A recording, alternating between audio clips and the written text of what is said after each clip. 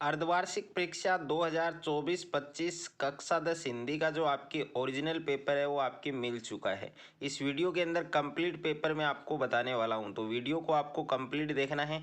तो जैसा कि प्यारे बच्चों आप यहां पर देख सकते हैं कि अर्धवार्षिक परीक्षा 2024-25 और कक्षा 10 से विषय आपके हिंदी, और यहाँ पर आपके समय दे रखा है 3 घंटे 15 मिनट और पूर्णांक है 70 नंबर का ये पेपर हिंदी का आपके होने वाला है।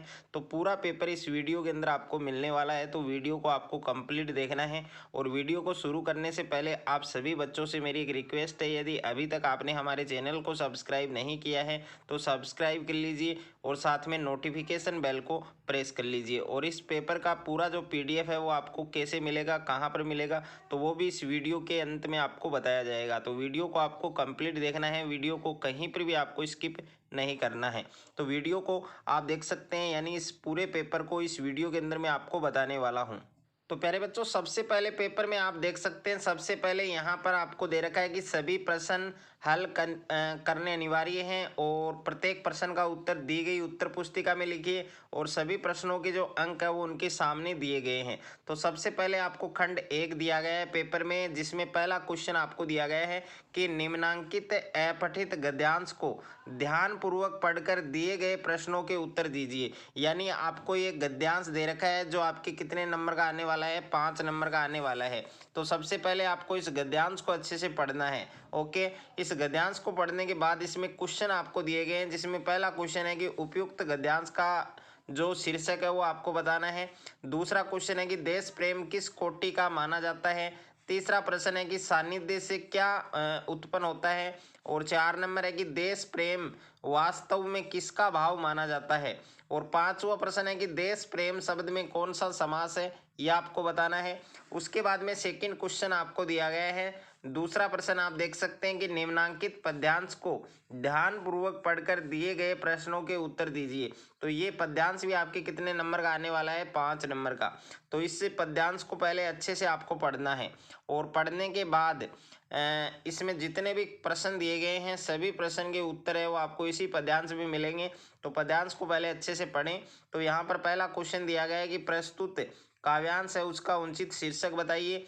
दूसरा प्रश्न है कि पुष्प की क्या अभिलाषा है। और तीसरा प्रश्न है कि इन पंक्तियों में पुष्प की कौन सी भावना व्यक्त होती है। और 4 नंबर है कि पुष्प है वो देश के लिए कहाँ बिखरना चाहता है।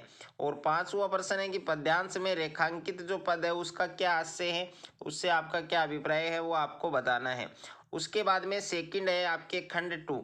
तो खंड 2 में आपके कौन कौन से क्वेश्चन है, जिसमें तीसरा प्रश्न है कि दिए गए बिंदुओं के आधार पर निम्नलिखित में से किसी एक विषय पर निबंध लिखिए। आपको लगभग 300 शब्दों में निबंध लिखना है और ये निबंध आपके 5 नंबर का है। तो इसमें पहला निबंध है आपके मोबाइल फ़ोन दैनिक जीवन में। ओके, मोबाइल फ़ोन दैनिक जीवन में। तो इसमें आपके 4 पॉइंट दिए हैं। पहला है प्रस्तावना, दूसरा है आपके मोबाइल फ़ोन के लाभ, और तीसरा है आपके मोबाइल फ़ोन से हानि, और 4 नंबर है उपसंहार। और दूसरा जो निबंध है वो है आपके पर्यावरण प्रदूषण कारण और निवारण। तो इसमें भी पॉइंट दे रखे हैं आपको 5, जिसमें पहला पॉइंट है प्रदूषण क्या है, दूसरा है प्रदूषण के प्रकार, तीसरा है प्रदूषण के कारण, और 4 नंबर है प्रदूषण निवारण के उपाय, और 5 नंबर है उपसंहार। तो 2 निबंध दिए गए हैं, दोनों में जो आप अच्छा लिख सकते हैं उस पर आपको लिखना है। और प्रश्न संख्या 4 है कि स्वयं को राजकीय उच्च माध्यमिक विद्यालय सिरोही का विद्यार्थी राकेश मानते हुए प्रधानाचार्य महोदय से खेल सामग्री मंगवाने हेतु एक प्रार्थना पत्र लिखिए। और इसके अथवा में है आपके पढ़ाई हेतु छात्रावास में रह रहे अपने छोटे भाई को पत्र लिखकर कोरोना वायरस संक्रमण से बचाव हेतु विभिन्न उपायों की जानकारी दीजिए।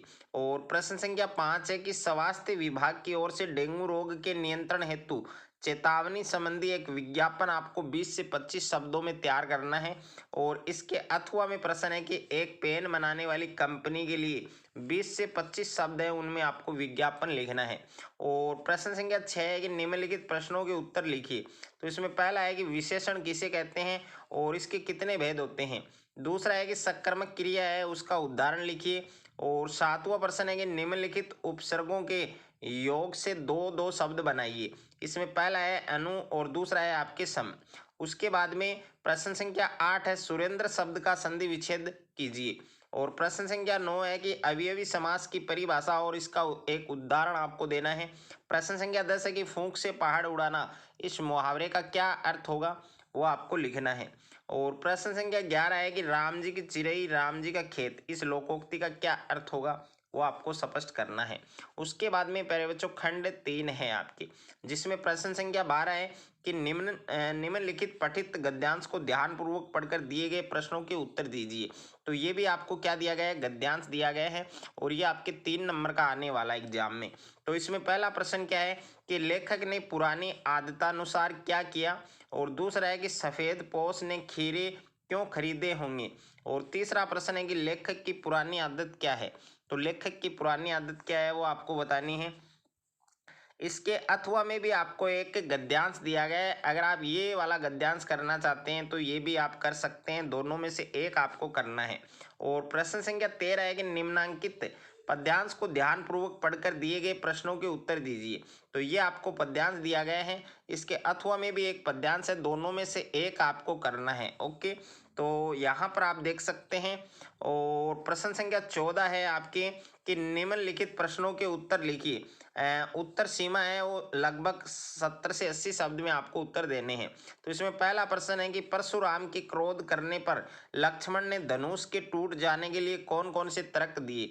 और दूसरा प्रश्न है कि नवाब साहिब ने अपने खानदानी रईस होने का भाव किस प्रकार प्रकट किया, लखनवी अंदाज लेख के आधार पर आपको लिखना है।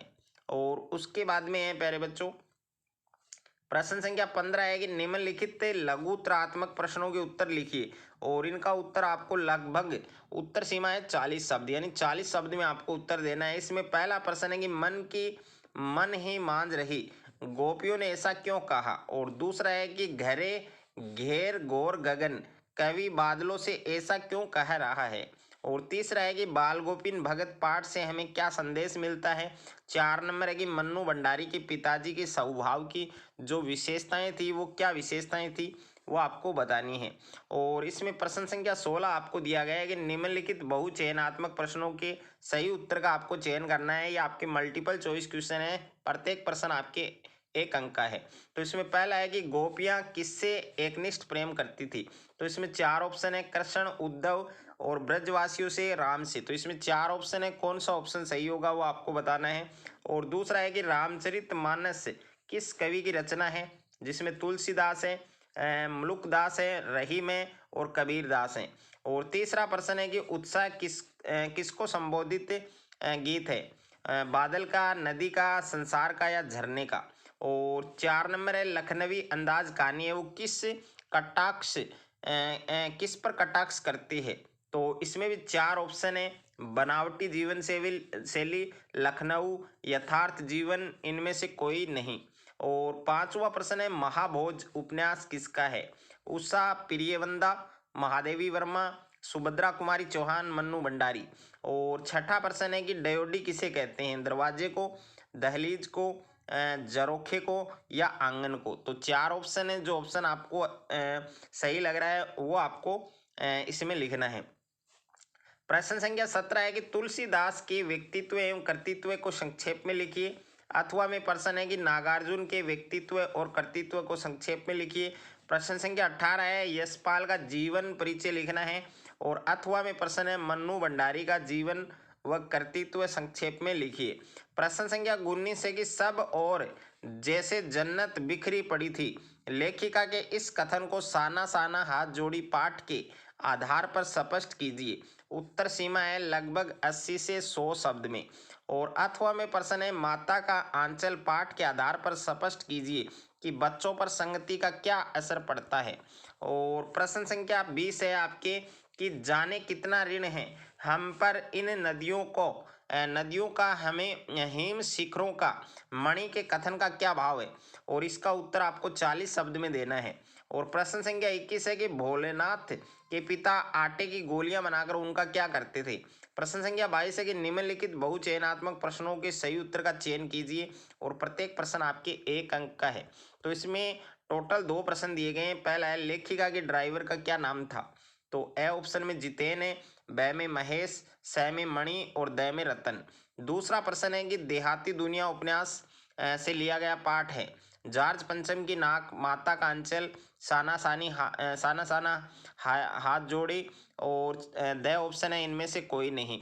तो इसमें 4 ऑप्शन दिए गए हैं, इसमें से भी आपको सही ऑप्शन है वो लिखना है। और इस पूरे पेपर का जो पीडीएफ है वो आपको डिस्क्रिप्शन में मिलेगा, तो वहाँ जाकर पेपर का पीडीएफ डाउनलोड कर सकते हैं और अच्छे से आप इस पेपर की तैयारी कर सकते हैं और हाफ ईयरली में हिंदी के पेपर में आप पूरे मार्क्स ला सकते हैं। अगर आपको ये वीडियो अच्छा लगे तो वीडियो को आप ज़्यादा से ज़्यादा बच्चों के साथ शेयर करें, ज़्यादा से ज़्यादा वीडियो को लाइक करें और चैनल पर आप नए हैं तो चैनल को आप सब्सक्राइब कर लीजिए और साथ में नोटिफिकेशन बेल को प्रेस कर लीजिए।